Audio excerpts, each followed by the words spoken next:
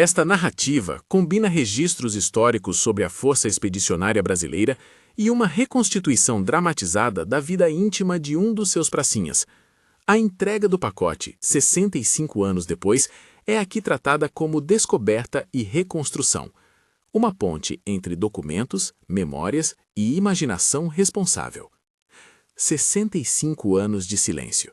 Uma caixa de madeira com o verniz gasto, um envelope amarelado selado com fita amarrada por mãos agora longínquas, uma medalha escurecida pelo tempo, um lenço dobrado onde ainda se percebia, ao toque, um cheiro velho de pólvora e tabaco.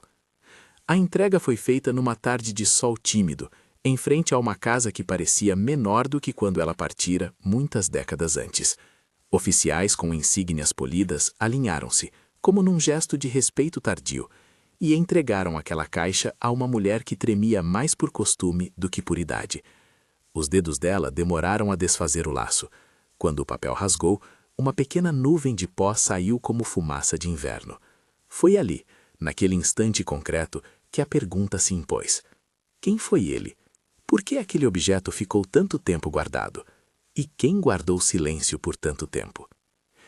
Antes de seguirmos para as pedras geladas dos Apeninos e para as fileiras que entraram nas páginas da história como pracinhas, é preciso recuar à década de 1940, para as salas de Washington, onde, entre mapas e relatórios, se discutia o papel dos aliados na guerra, para o gabinete carioca, onde Getúlio Vargas, ponderando entre interesses econômicos e pressões políticas, calculava o que significaria para o Brasil enviar tropas para a Europa, para as ruas e praças do país onde jovens de todas as cores se despediam. O Brasil decidiu que iria. O mundo olhou com ceticismo, e alguns nos gabinetes aliados não escondiam o espanto. Afinal, o que era aquela força sul-americana num conflito que se travava na vastidão da Europa? Há imagens que ajudam a entender por que a FEB, a tropa sob o comando do general João Batista Mascarenhas de Moraes, parecia para muitos uma curiosidade antropológica em meio aos exércitos já endurecidos pelo choque anterior. Vinham do interior e das cidades grandes, de quilombos e bairros operários, de fazendas e marinhas. Vinham com sotaques que para os ouvidos europeus soavam exóticos. Havia na própria formação da tropa um aspecto que chocava. O Brasil, ao enviar homens às frentes da Itália, levou consigo um espelho de sua sociedade, um convívio que por vezes confrontava com as categorias rígidas do preconceito europeu e até de parte dos próprios aliados norte-americanos. Integrados nas companhias, homens negros e brancos marchavam lado a lado, partilhavam as mesmas trincheiras, as mesmas cartas, os mesmos temores. Para muitos oficiais estrangeiros acostumados a estruturas raciais diferentes, aquilo era inesperado. Para os pracinhas, era apenas o modo como as coisas sempre haviam sido em suas casas. Em Washington, o general George C. Marshall olhou para a proposta com cautela. Não por menosprezo explícito, a guerra tinha suas necessidades e alianças, mas por uma razão prática. Havia dúvidas sobre o preparo logístico, sobre compatibilizar material bélico, sobre o lugar que uma tropa sul-americana ocuparia num teatro europeu. Naquele jogo de ceticismo diplomático, o Brasil teve de provar que não era apenas uma curiosidade, era um aliado capaz de contribuir em combate. Getúlio Vargas, por sua vez, via naquela decisão possibilidades que ultrapassavam o campo de batalha, prestígio internacional, uma postura mais definida diante dos Estados Unidos e a chance de impulsionar modernizações internas. A política traçou a rota. A guerra, como sempre, exigiu homens. O recrutamento convocou jovens de todo o país. Havia o filho do trabalhador da zona portuária, o rapaz de recorte rural que mal vira uma cidade grande, o filho de família urbana que buscava na guerra não apenas emprego, mas também uma razão para sair de uma rotina sufocante. Os treinamentos foram enxutos, muitas vezes improvisados. O tempo, uma moeda que o comando não tinha. As armas eram em grande medida de origem americana. Fuzis, metralhadoras, veículos, e os pracinhas aprenderam a usá-las com a mesma pressa com que aprendiam a enviar uma mensagem para casa. Oficiais brasileiros trabalharam para criar coesão entre jovens que, ainda no embarque, já tinham pertencido a mundos muito distintos. Foi ali, no meio desse amontoado de vidas, que emergiu a figura representativa do soldado que atravessa a narrativa deste pacote. Ele não é um único homem com um nome esculpido na pedra da história. É uma composição, um símbolo das centenas de jovens que partiram. Podemos chamá-lo por conveniência narrativa de Antônio. Antônio nasceu em Cidade Média, filho de mãe costureira e pai lavrador que já havia migrado para o trabalho urbano. Antes de vestir o uniforme, ele havia aprendido o ofício de serralheiro e passara noites recitadas ao som de rádios que traziam notícias do fronte europeu. Antônio tinha um riso fácil, um jeito de observar as pessoas e uma correspondência que guardava num envelope já muito amassado. Ali dentro, fotos e palavras trocadas com Maria, a mulher que fora promessa e porto. As cartas de Antônio não são documentos originais aqui citados, são reconstruções sensíveis do que muitos pracinhas escreveram. Naquelas linhas, havia a tentativa de manter um normal que não existia. Elogios às festas de vila, pequenas instruções sobre contas a pagar. Havia também confissões, mais raras e sinceras. A admissão do medo, o pedido para que Maria não esperasse por notícias todas as semanas, o desejo de voltar. Ele prendia fotos de preto e branco em envelopes, guardava um lenço com o cheiro dela num bolso interno e, quando conseguia, recortava páginas de jornais para mostrar ao colega que não acreditava que estivesse realmente em guerra. À noite, sob lonas e céus diferentes, Antônio e muitos outros liam as cartas recebidas e respondiam com palavras que buscavam afeto e disciplina ao mesmo tempo. Antes mesmo de desembarcar na Itália, os pracinhas tiveram de enfrentar o Atlântico. O transporte marítimo, por sua vez, expôs o contingente a condições rudes, mar revolto, cânticos improvisados para afastar a náusea, a expectativa entre homens que dividiam valas e histórias. Chegar a Nápoles foi um alívio pratical, terra firme e a promessa de que ali se erguia um novo capítulo. Mas a Itália que lhes recebeu não era a cidade ensolarada dos postais. Era um país estraçalhado pela guerra, cheio de deslocados, rastros de bombas e com invernos que assumiam uma brutalidade que os trajes tropicais mal podiam enfrentar. A chegada aos Apeninos mostrou outro inimigo, o frio. Neve sobre pedras, temperaturas que gelavam as bochechas, botas que rangiam ao pisar. O terreno era implacável, cortado por ravinas e cortinas de neve que escondiam minas e posições inimigas. Foi ali, entre o silêncio branco e as explosões, que a reputação da FEB começaria a transformar-se, não apenas para os aliados, mas para si mesma, porque a prova que se exige num campo de batalha é inexoravelmente de desempenho, de resistência, de disciplina sobre fogo.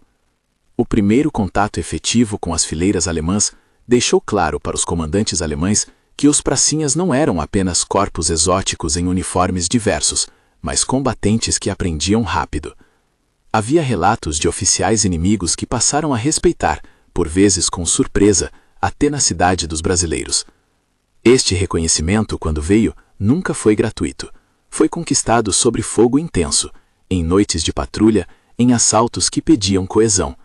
De fato, em Monte Castelo, a FEB enfrentou um dos seus maiores desafios, uma cadeia de montes defendidas com determinação por tropas alemãs e homens do eixo. As primeiras incursões foram dolorosas. Houve recuos, ajustes de tática e, acima de tudo, lições aprendidas em meio ao sangue e ao barro.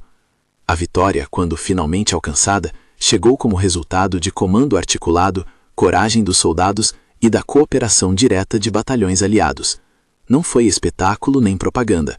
Foi o resultado de homens que haviam pouco a pouco adquirido entrosamento e confiança uns nos outros. Nem sempre, porém, o reconhecimento veio de maneira pública e rápida. No Brasil, as notícias voltavam fragmentadas. As manchetes celebravam, mas também omitiam nuances. Para as famílias, a demora nas comunicações e o retorno tardio de pertences significaram lacunas que a memória tentou preencher.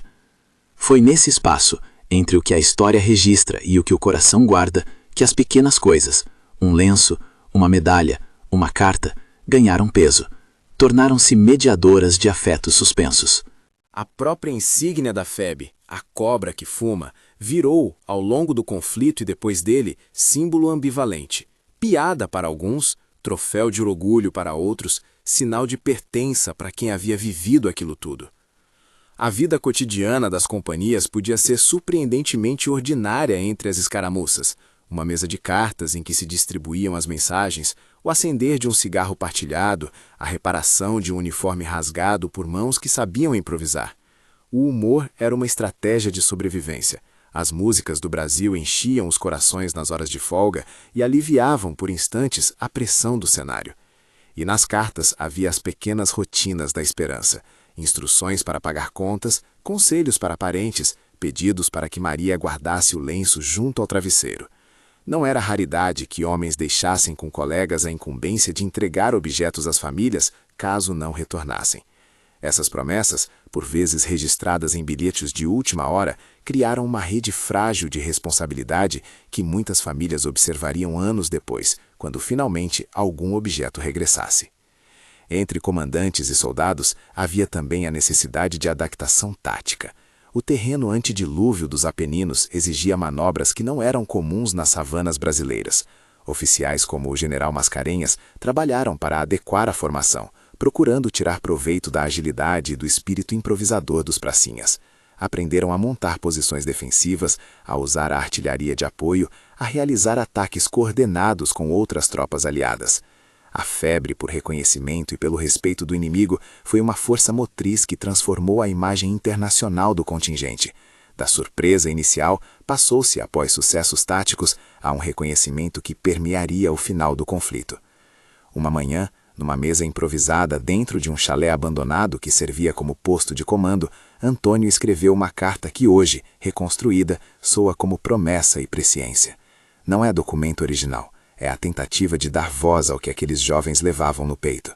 Nela havia uma confissão, o medo medido em silêncio, a certeza de que retornar dependia de pequenas combinações de sorte e coragem, e no fim, um pedido simples a Maria: cuide da casa, mantenha as contas em dia, não se esqueça de sorrir quando olhar para as fotos. Ele fechou a carta, envolveu-a num papel oleado e prendeu por dentro um pequeno lenço, talvez o mesmo que mais tarde, na caixa, seria encontrado. Ele sabia que se a morte o tomasse, alguém teria de garantir que aqueles fragmentos chegassem ao destino certo. A tradição entre muitos desses jovens era selar pertenças e entregar a um homem de confiança. Alguns confiaram a um amigo de infância. Outros, por falta de confiança, esconderam objetos em bolsões do equipamento, esperando que, se a sorte tanto permitisse, alguém os encontrava e os entregaria. Para muitos familiares, a ausência significava uma lacuna que o tempo, com sua marcha inexorável, trataria de preencher com lembranças, datas de sepultamento oficial ou, em casos raros, o retorno do corpo.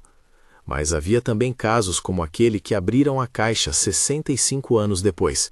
Não era tanto o corpo retornado, mas um pedaço de vida que surgia no presente como prova tardia de uma presença que o tempo não conseguiu apagar por completo. Voltando ao palco maior do conflito. Enquanto as pequenas histórias se desenrolavam nas filas das companhias, as decisões estratégicas continuavam no alto comando aliado.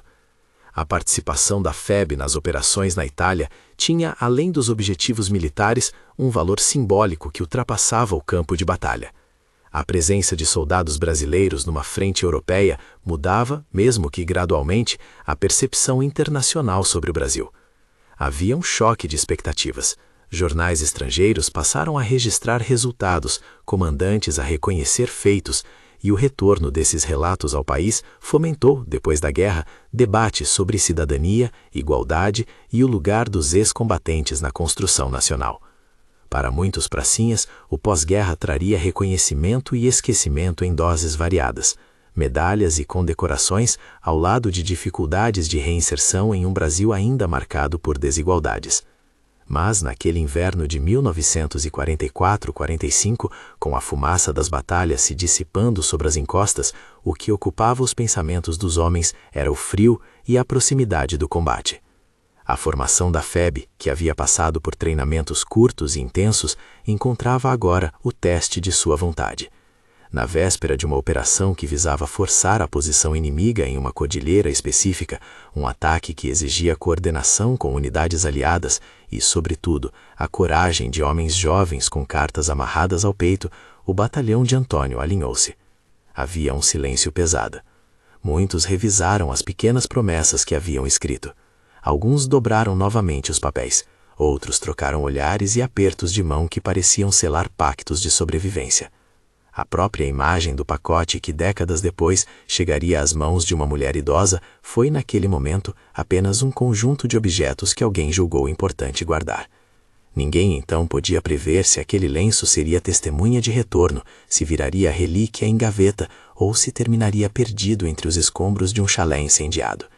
Havia, no entanto, uma crença quase ritual na preservação. O gesto de colocar uma carta num envelope e confiar a um outro homem era a forma mais concreta de continuar existindo, mesmo quando o corpo poderia deixar de o fazer. No exterior, a narrativa sobre os pracinhas ganhou contornos inesperados.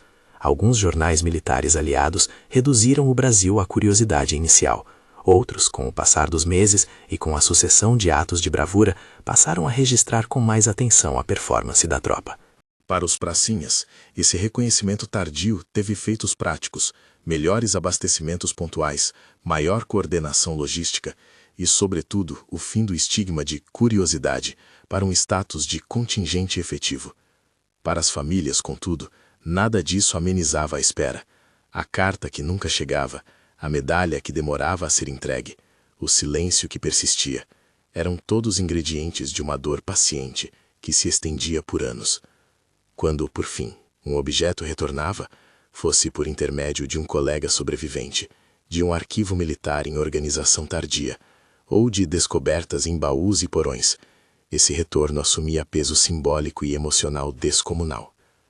É preciso lembrar, com cuidado, que nem todo objeto que regressa traz consigo uma história linear.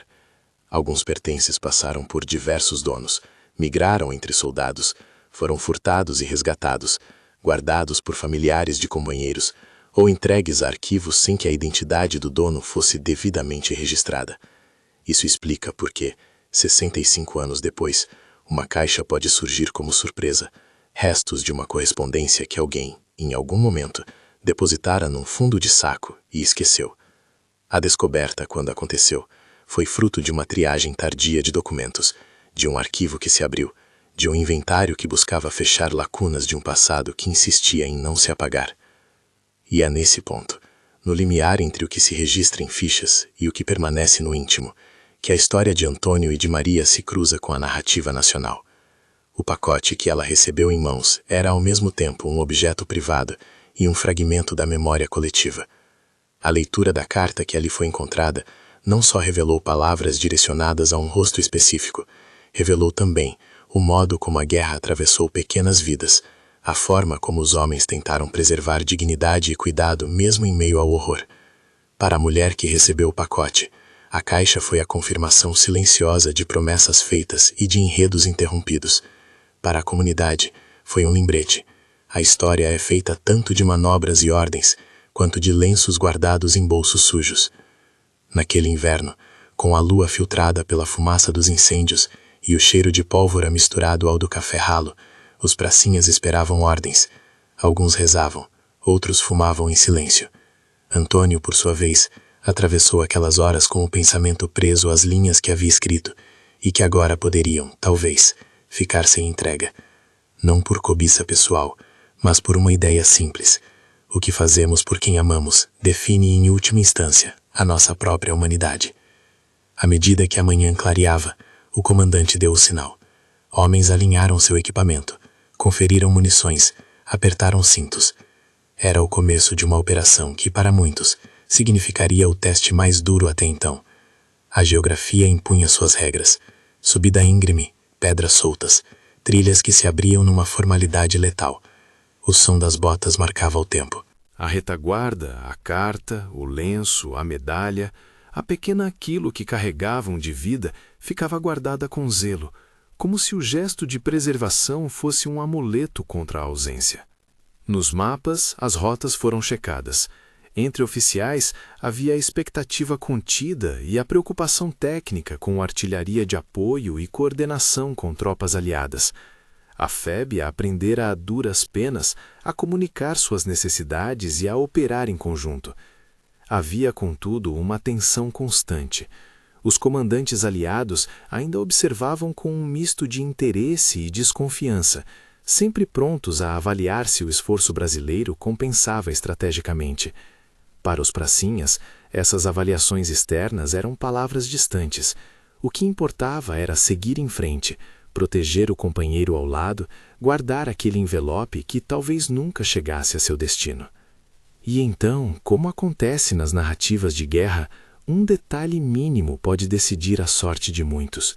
Um gesto de hesitação, um desvio na trilha, o tempo que se perde para acertar um fecho de fivela, são detalhes que, em narrativas posteriores, ganham o peso de símbolos. No entanto, naquela tarde gelada, os detalhes ainda eram pequenos fragmentos de rotina. Foram suficientes para que um grupo avançasse, para que outro recuasse e para que as crônicas futuras registrassem, com cautela e por vezes com elogios tardios, a coragem dos que cavaram o espaço para a memória. É esse momento, cheio de expectativa e de gestos pequenos, que marca a transição de um grupo de jovens que ainda tinha o conforto das promessas para uma situação em que o presente se impunha com brutalidade. Entre a possibilidade de retorno e a realidade do combate, o pacote e a caixa que apareceriam décadas depois começaram a ganhar, naquele instante, o estatuto de testemunho, não apenas de um amor particular, mas da presença humana que insiste, mesmo quando a guerra busca apagá-la. Ainda assim, a história estava longe de ter seu desfecho. A rota dos objetos, a sorte dos homens, a forma como a memória seria preservada ou perdida, tudo isso continuava pendente, à espera de descobertas futuras que, por fim, transformariam um envelope amarelado em documento visível de uma experiência coletiva. O que veio depois daquela manhã de marcha foi, como tantas coisas na guerra, uma sucessão de momentos que só mais tarde seriam costurados em relato coerente. No ato, havia apenas cheiros, ruídos e decisões tomadas no limite da visão. Antônio avançou com os outros. As ordens desceram como uma drenagem de ar. Silêncio, cautela, avanço por cobertura. A geografia roçava o corpo. Cada pedra era uma surpresa e cada sopro de vento uma lembrança do próprio corpo ser mais frágil do que se imaginara em casa. O ataque encontrou resistência. A artilharia apoiou em rajadas medonhas e o solo tremeu debaixo das botas. Homens tombaram, não sempre onde se poderia esperar, e o contorno das figuras passou a ser definido por gestos urgentes: amparar o ferido, buscar o abrigo mais próximo, cobrir a retirada do companheiro. A carta que Antônio havia selado na noite anterior dormia, segura, em um bolso interno. Os detalhes do combate, quem fez o quê, quem salvou quem, teriam de ser narrados em relatórios e memoriais, com nomes e condecorações. Outros fatos permaneceriam em sombras e murmúrios, passados adiante apenas por quem sobrevivera para lembrar. Quando a fumaça baixou e o eco das explosões diminuiu, o comandante fez o censo. Havia perdas, havia quem voltasse ferido e havia também os que não voltariam. Entre os que não voltaram, alguns rostos foram virados para o céu por colegas que improvisaram cruzes. Outros foram cobertos com o tecido que havia à mão. Não é necessário dramatizar o que já é, por si só, terrível. A morte ali não era cena de épico, era consequência direta de uma escolha coletiva. Entrar onde havia perigo, porque outro precisava segurar o flanco, porque um comando pediu, porque uma ordem fez sentido no mosaico da frente. A notícia da morte de um companheiro vinha muitas vezes via telegrama oficial, que demorava semanas para atravessar canais, ou chegava sob a forma de uma conversa embaraçosa entre quem trazia a notícia e a família, com a voz presa e a formalidade quebrada. Para Maria, caso aquele silêncio lhe chegasse naquela tarde, meses depois ou nunca, a ausência teria assumido formas diferentes: a esperança mansa, o costume de checar o correio, a ilusão de que tudo poderia ser explicado por um atraso, por um erro administrativo. É assim que o tempo faz o seu trabalho com as famílias de guerra. Enrola incertezas em rituais diários até que, de repente, uma caixa aparece. No teatro mais amplo da campanha, o desempenho da FEB continuou a angariar respeito. Após episódios como Monte Castelo, com suas falhas iniciais, ajustes táticos e, por fim, a conquista que queimou uma página de dúvida, e depois nas manobras decisivas que culminaram em Fornovo de Taro, os relatos aliados passaram a anotar com mais atenção o nome do batalhão brasileiro. Testemunhos de oficiais inimigos e observadores estrangeiros falaram com a certa surpresa de quem reescreve um roteiro pré-estabelecido sobre a disciplina e o arrojo dos pracinhas. O reconhecimento externo, contudo, nada apagou do que cada família viveu. A distância, as contas a pagar, a luta para reinserir veteranos numa sociedade que nem sempre soube como recebê-los. Quando a guerra acabou, o caminho do retorno foi desigual. Alguns voltaram completos, com feridas que o tempo amenizou.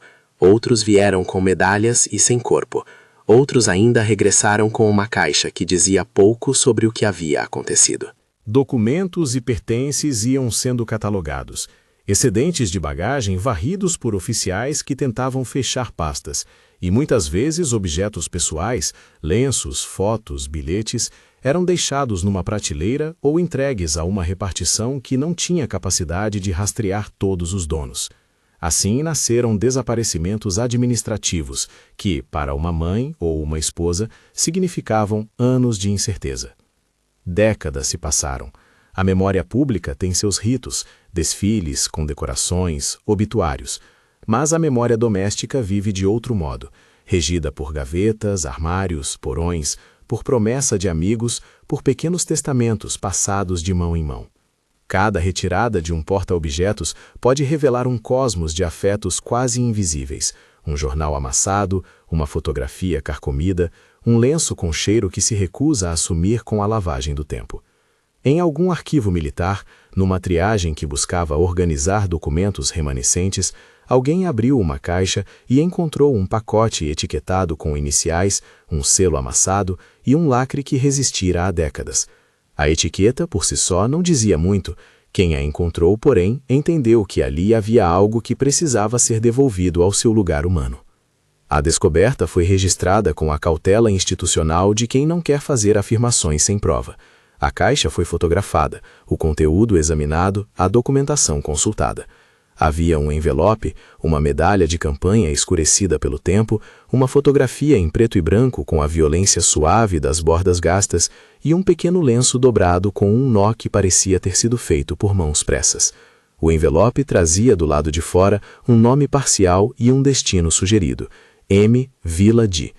Nas fichas, algumas correspondências antigas foram consultadas, recortes, relatórios, e com a ajuda de registros civis, de velhos livros de família e de um sobrinho que ainda sabia contar histórias, a peça foi encaixando seu lugar.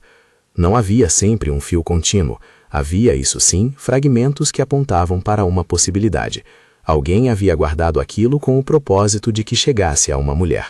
A hipótese, traduzida em ação, virou um protocolo: localizar quem pudesse receber aquilo e fazê-lo com o respeito que o objeto merecia. A entrega, feita 65 anos depois do momento em que o pacote fora lacrado, teve a solenidade simples de quem sabe que tempo e política exigem gestos que compensam pouco. Oficiais, representantes de arquivos e um voluntário que se tornara referência local alinharam-se para acompanhar a batida discreta à porta. A casa onde vivia Maria, mais pequena, com a pintura descascada e as janelas de vidro fosco, era testemunha de uma vida. A voz que abriu foi firme, velha de costume, mas não era, finalmente, aquela voz que o jovem fora imaginar em cartas, nem a de uma moça tomada pelo espanto fácil. Era a de uma mulher que aprendera a conviver com a espera e a esculpir formas de continuar. Ela segurou a caixa com mãos que lembravam as raízes de uma árvore, leves, mas com força. Olhou ao redor, como quem buscaria nos olhos dos presentes alguma autorização para prosseguir. Tirou o lacre com cuidado, como se o ato de abrir fosse decidir o que deveria ser revelado e o que seguiria protegido. Ao erguer o envelope, sentiu um peso que não era só do papel, era o peso de um passado concentrado em fibra e tinta. O símbolo do tempo fez-se presente em poeira, que se desfez no ar como um fantasma breve. Um leve sorriso, então, rompeu a expressão, talvez porque a presença daquilo ali significava que alguém, em alguma parte do mundo ou do arquivo, ainda lembrava. A carta que veio em seguida não foi lida inteira para os presentes. A leitura foi um momento íntimo, reservado. Mas o que se ouviu, fragmentado e guardado pelo narrador que observa, foi a fala de um homem que tentava ser prático e terno. Instruções sobre contas, pedidos para que a casa fosse mantida, Imagens de uma Itália estranha que ele descrevia como se escrevesse para alguém que conhecia cada esquina do seu pensamento. Havia também linhas de afeto simples e quase embaraçadas, a admissão de medo que vinha com a promessa de voltar, a súplica para que Maria não mudasse o vestido que ele tanto gostava quando ela dançava na cozinha, a referência a um lenço, o lenço que guardei do baile, que agora jazia, amarrotado, na palma daquela mulher. Nada ali inventava heróis. Havia um homem que escrevia com a urgência de quem sabe que o futuro pode ser breve. As palavras eram em parte administrativas e em parte confessionais. A mistura era própria de quem se encontrou no meio de uma guerra e teve que aprender a ser marido e soldado ao mesmo tempo, com a falta de privacidade que a guerra impõe. Maria, ao fechar os olhos por um segundo, deixou que lágrimas viessem. Não foi um choro de espetáculo, foi uma resposta humana à reanimação de lembranças que achava enterradas.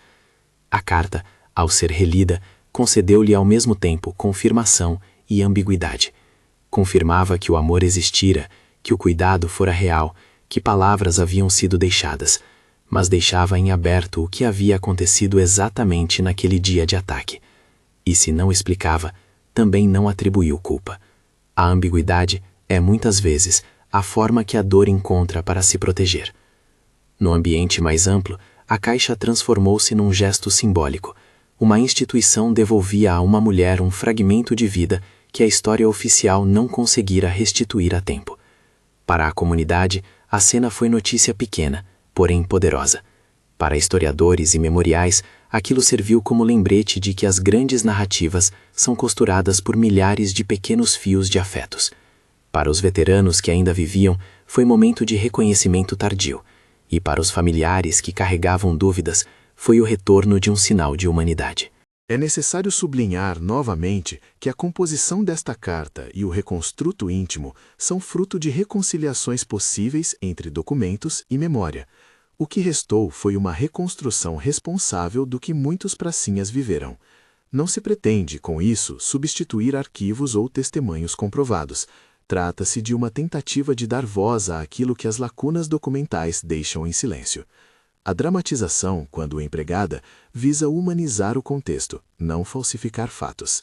Entre as reações que se seguiram ao retorno do pacote, houve debate sobre a preservação dos objetos de guerra e sua restituição às famílias. Instituições passaram a revisar seus acervos com nova atenção e relatos locais multiplicaram-se. Gavetas que guardavam cartas, baús com medalhas, fotos destituídas de nomes. Em muitos casos, o trabalho de catalogação virou ponte para reconstituir histórias familiares que corriam risco de desaparecer com a última geração. Foi uma epifania em pequenos gestos, um cadastro mais cuidadoso, um contato com parentes, um reconhecimento que não se limita à cerimônia, mas que implica trabalho paciente. O episódio teve repercussões também na maneira como a sociedade olhava para os pracinhas. As histórias pessoais, escritas em poucos parágrafos ou em objetos esquecidos, ajudaram a humanizar o conjunto das estatísticas. Quando o país revisitou décadas depois as narrativas sobre participação na guerra, não só reconheceu heroísmos e táticas, mas também olhou para o modo como a guerra atravessara corpos, afetos e comunidades inteiras. A cobra que fuma, símbolo da FEB, deixou de ser apenas motivo de chacota ou de orgulho descontextualizado e passou a carregar uma camada mais profunda. Era insígnia de vidas complexas, de decisões tomadas por jovens que viveram amor, medo, brincadeira e coragem nos limites de um conflito global. A mulher que recebeu o pacote viveu os anos seguintes com a caixa no quarto. A medalha ficou num lugar de cuidado. A fotografia ganhou um novo suporte. O lenço foi guardado em papel branco. Mas o que mudou mais significativamente foi o modo como a comunidade passou a ver sua história pessoal. Vizinhos que antes a cumprimentavam por educação agora paravam para ouvir com atenção. Jovens escolares foram levados por professores para conversar sobre memória, e uma exposição local ganhou uma peça central que contava, em linguagem respeitosa, como pequenos objetos podem ser grandes testemunhas. Os historiadores interessados na FEB, por seu turno, viram na ocorrência um microcaso que refletia questões maiores: o modo como as instituições lidam com perdas, a insuficiência de registros, o valor simbólico de uma restituição e o poder curativo, modesto porém real, de um gesto de reconhecimento. Estudos posteriores tomaram a caixa como um ponto de partida para revisitar arquivos, entrevistar familiares e mapear trajetórias que passaram despercebidas. A própria atuação de oficiais como Mascarenhas, que precisaram conciliar decisões estratégicas com a gestão humana de um contingente tão diverso, foi reavaliada sob novas lentes. A campanha italiana fora, afinal, também um laboratório de integração social em contexto de crise. Nesta reavaliação, emergiram ainda debates sobre o tratamento pós-guerra dos veteranos no Brasil. Muitos pracinhas regressaram a um país que ainda lutava com desigualdades profundas. A promessa de reconhecimento muitas vezes se chocou com a realidade de empregos difíceis, poucas políticas públicas e o peso silencioso de traumas não tratados. A história de um envelope reentregue inspirou iniciativas de pesquisa e ações para localizar famílias esquecidas. Associações de veteranos, museus e universidades estabeleceram parcerias para mapear acervos e promover oficinas de memórias, mostrando que a recuperação do passado exige não só vontade, mas também recursos e técnica. Olhar para estes processos é perceber que a memória nacional funciona como tecido. Quando um fio está solto, é possível remendar, desde que haja quem saiba como puxar a linha e desfazer nós antigos. O que era íntimo, o lenço, a carta, a promessa, entrou por um momento no domínio coletivo. E nesse intercâmbio, a mulher que recebeu a caixa nunca deixou de ser sujeito de sua própria história. Ela decidiu o que compartilhar, o que manter em segredo e o que doar. A sua agência foi parte essencial do reconhecimento. Não foi uma peça passiva de um rito cívico. Foi alguém que negociou seu lugar entre o íntimo e o público. Ao trazer a história para o presente, torna-se possível fazer uma leitura mais ampla. A FEB não só mostrou sua capacidade militar, também exibiu nas pequenas ações de companheirismo e no modo como operou em conjunto uma prova social. O fato de homens de diferentes origens, raças e regiões terem partilhado combate e sacrifício foi, para muitos analistas, um indício de mudanças que o país levaria décadas para reconhecer institucionalmente. A participação na campanha europeia alimentou depois debates sobre cidadania e direitos civis. Pracinhas, ao retornarem, exigiram voz e espaço, e suas presenças nos espaços públicos contribuíram em longo prazo para a reconfiguração de identidades e demandas sociais. Quando se fala de legado, não se trata apenas de medalhas. Trata-se de reconhecimento prático, direitos, homenagens e memória viva nas escolas e em museus. A caixa entregue após 65 anos voltou ao público como metáfora, prova de que o passado insiste, que a história é feita de acasos e tarefas de restituição e que a dignidade humana pode ser confirmada, mesmo que tardiamente, por gestos simples como devolver uma carta. A cerimônia final de entrega, por sua vez, teve um tom que evitou triunfalismo. Houve um discurso sucinto de um representante do arquivo que falou sobre a necessidade de não apenas guardar objetos, mas de contar as histórias por trás deles. A mulher falou também, com voz firme, sobre o que significava para ela aquele retorno. Não trouxe de volta aquele que se foi, nada trará, mas trouxe de volta palavras que ele me quis dizer, e isso tem valor, disse ela, num modo que era ao mesmo tempo resignado e grato. A plateia, composta por vizinhos, parentes e funcionários, ouviu em silêncio. Era a dignidade do reconhecimento em sua forma mais autêntica, não celebratória, mas honesta. Ao encerrar a narrativa desta entrega tardia, é necessário lembrar que a história do pacote é uma fenda por onde se infiltra a luz sobre outras milhares. Existem ainda caixas por abrir, arquivos por revisar, nomes por serem recolocados nos lugares que lhes cabem. A restituição de objetos de guerra às famílias é uma tarefa que exige persistência institucional e sensibilidade humana. Cada envelope encontrado, cada medalha devolvida é chance de reparar, em parte, as rupturas causadas pela guerra e pelo desleixo administrativo. Que lição resta deste episódio? Talvez a mais simples. Objetos carregam memórias, e memórias precisam ser tratadas com cuidado. A carta dentro da caixa não anula a morte, não reconstrói o tempo perdido, não substitui a presença física que faltou, mas ela reestabelece um fio de comunicação entre gerações. Permite que o afeto saia do limbo do silêncio e reentre no mundo, onde pode ser nomeado, contado e preservado. Ao mesmo tempo, a história da FEB, com sua trajetória de subestimação e reconhecimento, mostra que as nações também reescrevem suas identidades a partir do que escolhem lembrar e do que escolhem reparar. Por fim, a imagem que permanece é a de uma caixa sobre a mesa de uma casa pequena, o envelope desdobrado, o lenço repousando em papel branco e uma mulher que se dispõe, aos poucos, a contar aos outros a sua versão dos fatos. A cena final é modesta, uma xícara de café esfriando, a fotografia recuperada e moldurada numa parede e o nome de um jovem que volta a ser mencionado nas conversas da vila. A entrega tardia não reescreve a história com maiúscula, mas acrescenta voz a quem vivera na margem dos grandes relatos, e isso é por si só um gesto de reparação. Se esta narrativa despertou em você a vontade de preservar memórias, de ouvir histórias de família ou de visitar acervos, faça disso um gesto concreto. Converse com parentes, busque documentos, procure museus e arquivos locais. Há um trabalho coletivo de memória que se faz passo a passo. Compartilhe esta história com quem possa se interessar. Ajude a transformar o silêncio em rememoração ativa. Porque, no fim das contas, 65 anos de silêncio podem ser quebrados por um envelope amarelado. E quando isso acontece, não é apenas uma mulher que recebe um pacote.